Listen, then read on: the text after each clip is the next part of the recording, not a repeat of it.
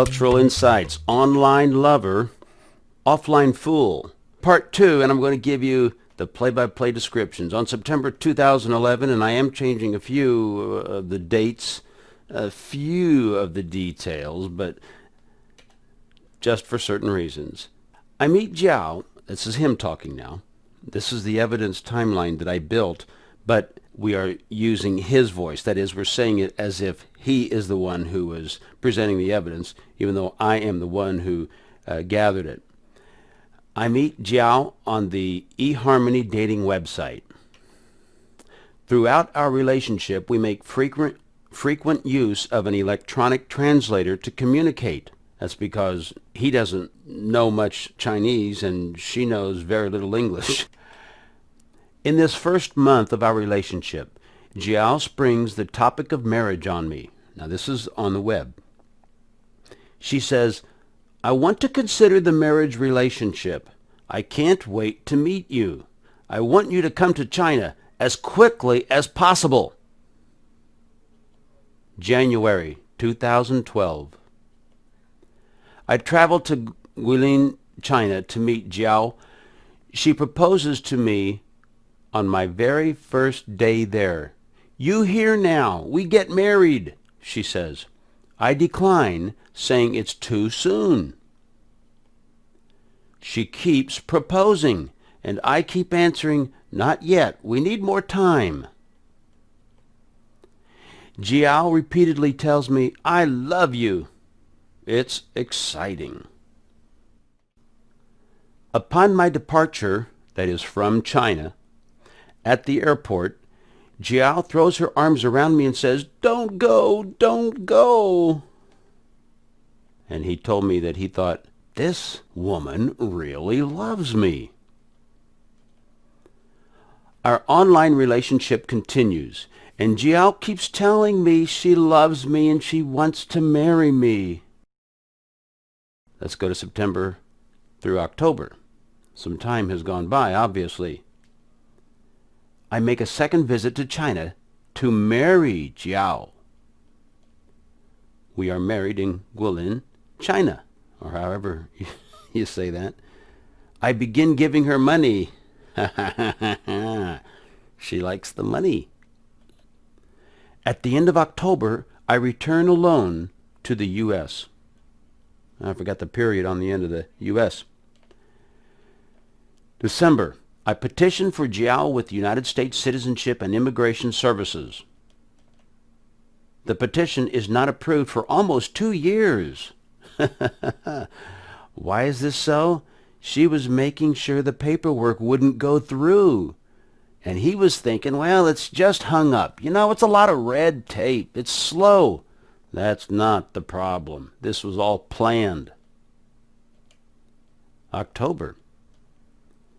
Jiao makes a phone call from China on each of these dates to a man in California. We know this later because Joe hired a company to trace some things on his computer, and then he got some information from the phone company to get the records of all the phone calls. So Jiao makes a phone call from China on each of, well, actually on several dates that I don't have listed here, to a man in California.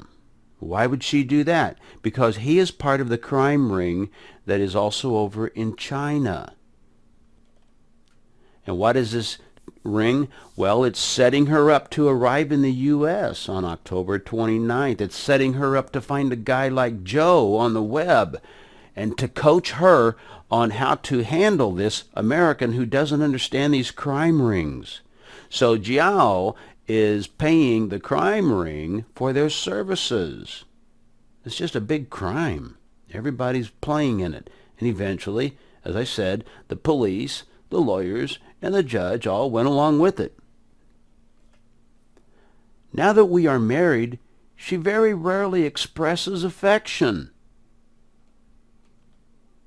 She is usually unresponsive when I write or say on the phone, "I love you." Or she reminds me, Chinese people don't say "I love you" very often. My mother meets Jiao, he says, and observes that she doesn't appear to care about me. Well, when one woman notices that about another, you ought to listen. November. Jiao pressures me to call immigration and find out if there's some way to shorten the 2-year residency requirement. Now, she is confused about this. She doesn't have to be here for 2 years, but she's thinking she has to be in the States for 2 years. And so she's wanting to get this green card. So Joe says, I tell her I think we need to be married for 2 years after her arrival in the U.S. So they're both a little confused. I can't understand why she feels so urgent about this or why it's even an issue. I just assume we'll be happily married for the rest of our lives. November 27th. I buy and activate a cell phone in my name so my wife has one to use, because he had to do this in his name just because of the regulations. She immediately begins spending 10 to 12 hours a day in our computer room on the computer and the new cell phone. Jiao is desperate to obtain her visa. Let me stop and tell you something. I remember that Joe said that when he was in China, she said, I cook you Chinese food. I cook you Chinese food. And she did cook him some while he was there. But she said after they got married, she would cook him Chinese food. But when she got here, she told him, I don't cook. So, Jiao is desperate to obtain her visa now. She goes online to study her visa options. Now, this is not a visa card. This is the permission to be in the country. And different visas give you different kinds of permissions and lengths of time and why you are here. She is constantly anxious about it. While my wife is taking an afternoon nap, the cell phone she uses rings and I answer it. I pick the phone up, Joe says. The caller, on the other end of the line, speaks in Chinese and will not answer me in English or say who he is. I wake up my wife and hand her the phone. She quickly ends the call. When I ask who the man is, she becomes very apprehensive, very nervous, saying that an apartment manager wanted to know how I like living in the U.S. Between December 3rd and 20th, Jiao and the man on the phone make 87 phone calls to each other. Something is wrong. Jiao tries to pick verbal fights with me each day. She goes out into the winter cold every day to get the mail before I do. December 10th. At 7:24 p.m., Jiao places a 31-minute call to the same man in San Gabriel, California area. At 7:55 p.m., Jiao places a 14-minute call to a Chinese woman in San Francisco. At 8:26 p.m., she places a 20-minute call to the woman again. At about 10:30 p.m., I climb into bed and lean over and give my wife a gentle, routine goodnight kiss on the lips. She jumps out of bed screaming really loudly, "Help me! Help me! I call 911!" She runs to the adjacent living room and turns around, pulling her lower lip down and showing me a very small red spot inside her lower lip. I say, whatever I did was an accident, and I'm sorry. She marches into the computer room to get a digital camera and attempts to take a photo of her lip. But the camera won't work. There are no batteries in it. I stand outside the doorway watching all this. I begin pleading with her that this was an accident, not abuse. I say, honey, if you call the police and they think I harmed you, I will go to jail. She puts the camera down and begins an assault on me. She seizes both of my wrists, yanking and yanking on my arms and trying to hit herself with my hands. I am amazed by her strength, but I am able to prevent any strikes. I say, "Honey, I'm not going to hit you. Why are you doing this?" Still clutching my wrists, she drags me to the floor, trying to pull me on top of her. My right toe slams into a desk, and I think the toe has just broken. She fails to make me fall on her. She releases my wrists and begins hammering the back of her head against the door with such force that the doorknob busts a hole in the wall. To keep her from injuring herself, I immediately put my arms around her and move her away from the door.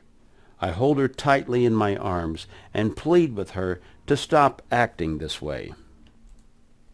I inspect her whole head for injuries and find no bleeding. Jiao is disappointed.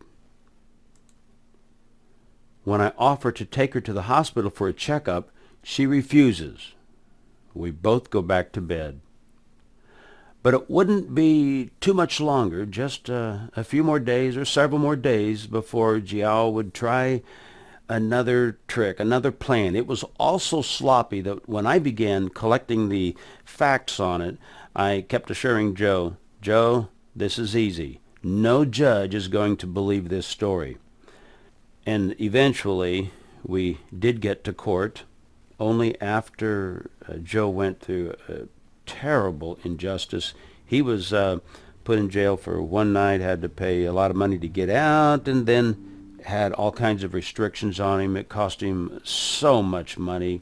He had to wear a steel monitor on his ankle for months, and he had to pay a lot of money for this. He wasn't allowed to leave the county, but she was free to go wherever she wanted.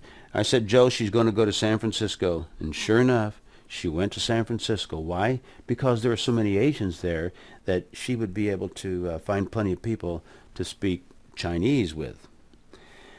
And so, eventually, after the first judge said that he was guilty of battery, domestic violence, we had another court case, and in less than 10 minutes, we cleaned Jiao's clock. And so she was declared to be a fraudulent spouse.